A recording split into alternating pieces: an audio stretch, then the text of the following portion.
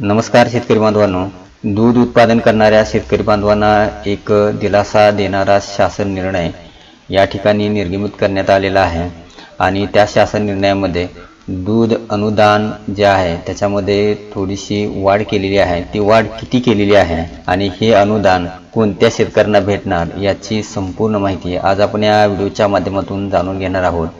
तर शेतकरी बांधवांनो, या चॅनलवरती तुम्ही नवीन आला असाल तर अशाच प्रकारच्या नवीन माहितीसाठी KT डिजिटल मराठी या यूट्यूब चॅनलला तुम्ही नक्की सबस्क्राइब करा, जेणेकरून तुम्हाला अशाच प्रकारची नवीन माहिती भेटत राहील।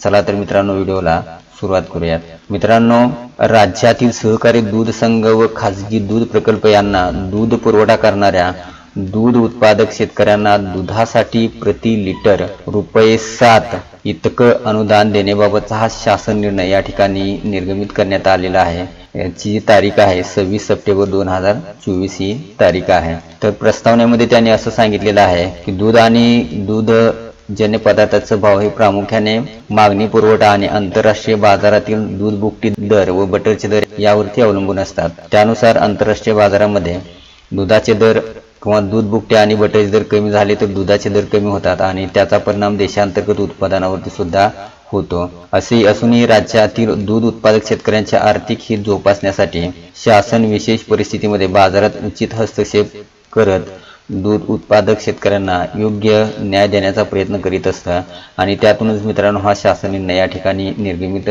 करण्यात आलेला आहे। आता हा जो शासन निर्णय आहे तो काय सांगतोय तर त्याच्यामध्ये पहिल्यांदा राज्यातील सहकारी दूध संघ व खाजगी दूध प्रकल्पांतर्गत संकलित होणाऱ्या गाय दुधाकरिता दूध उत्पादक शेतकरी यांना प्रति लिटर ₹5 इतकं अनुदान देण्यात येत होतं।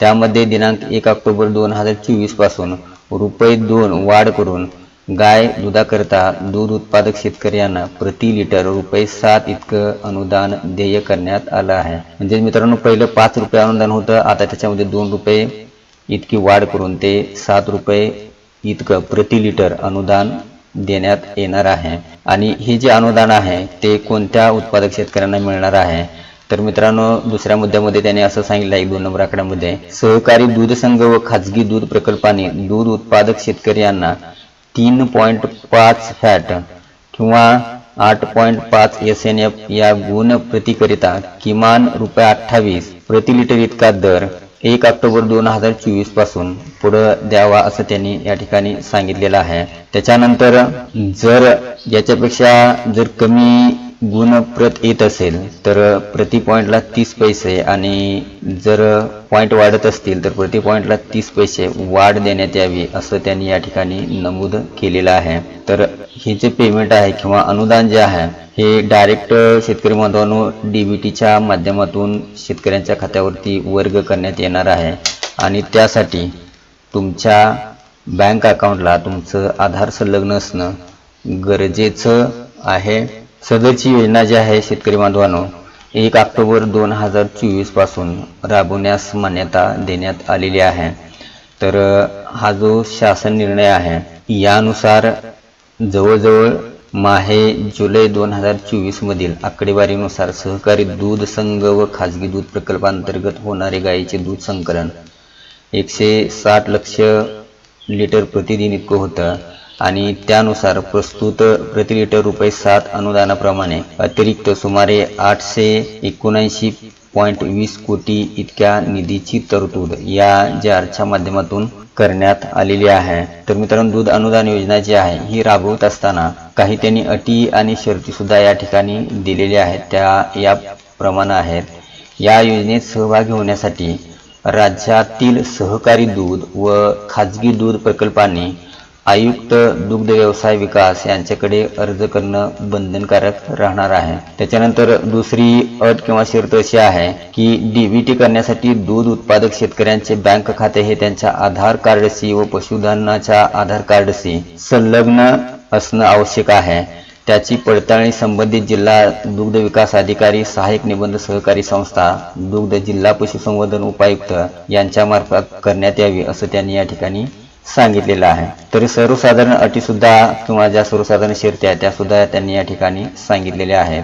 तर यामध्ये असं सांगितलेलं आहे की सहभागी झालेल्या सहकारी दूध व खाजगी दूध प्रकल्पांनी दूध खरेदीबाबतचे अभिलेख दररोज अद्ययावत ठेवायचे आहेत। म्हणजे रोजच्या रोज अगदी व्यवस्थित जे कार्य आहे दुधाशी संबंधित ते व्यवस्थित या ठिकाणी ठेवायचं आहे आणि संबंधित जिल्हा दुग्ध व्यवसाय विकास अधिकारी यांना ते देणं बंधनकारक राहणार आहे। त्याच्यानंतर दुसरी अट जी आहे सर्वसाधारण त्यांनी अशी सांगितलेली आहे की आयुक्त दुग्ध विकास यांनी शहानिशा करून म्हणजेच व्हेरिफिकेशन करून योजनेच्या अनुदानाची अंतिम अदायगी करण्यात यावी। म्हणजे तुमच्याकडे होत असलेलं दररोजचं दूध संकलन आणि तुम्ही पाठवलेली आकडेवारी याचं व्हेरिफिकेशन करण्यात आल्यानंतरच शेवटी किंवा अंतिम जी रक्कम आहे ती रक्कम तुम्हाला देण्यात येणार आहे। तर उपयुक्त योजनेची नियमितपणे तपासणी करण्यासाठी आयुक्त दुग्ध व्यवसाय विकास आवश्यकतेनुसार कार्यवाही करतील। त्याच्यानंतर पुढे असं सांगितलेलं आहे की चौथा मुद्दा, या योजनेमध्ये कोणत्याही सहकारी दूध संघ व खाजगी दूध प्रकल्पामार्फत अनियमितता झाल्याचे आढळून आल्यास संबंधित संघावर कायदेशीर कार्यवाही करून अनुदानाची रक्कम व्याजासह वसूल करण्यात येईल।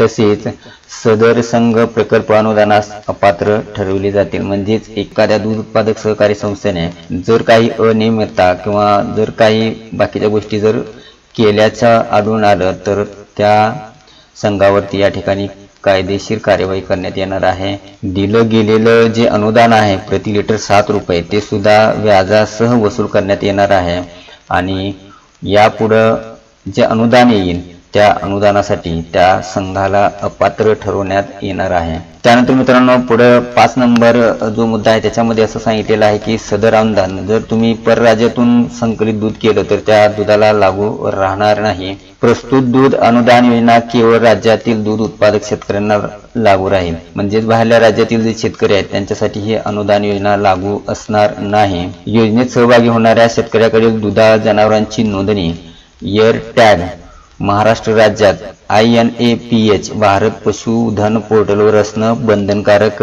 या ठिकाणी केलेलं आहे। म्हणजेच ज्यांच्या जनावरांची नोंदणी या भारत पशुधन पोर्टलवरती आहे त्यांनाच फक्त हे अनुदान देय असणार आहे आणि त्याशिवाय शेतकऱ्याचे आधार लिंक बँक खात्याची पशुधनाची भारत पशुधन पोर्टल नोंदणी करण्यात यावी असं या ठिकाणी त्यांनी सांगितलेलं आहे। आणि शेवटचा जो मुद्दा आहे यामध्ये अटी आणि शर्तीची काटेकोरपणे अंमलबजावणी करण्याची जबाबदारी आयुक्त दुग्ध व्यवसाय विकास यांची राहील असं त्यांनी या ठिकाणी सांगितलेलं आहे।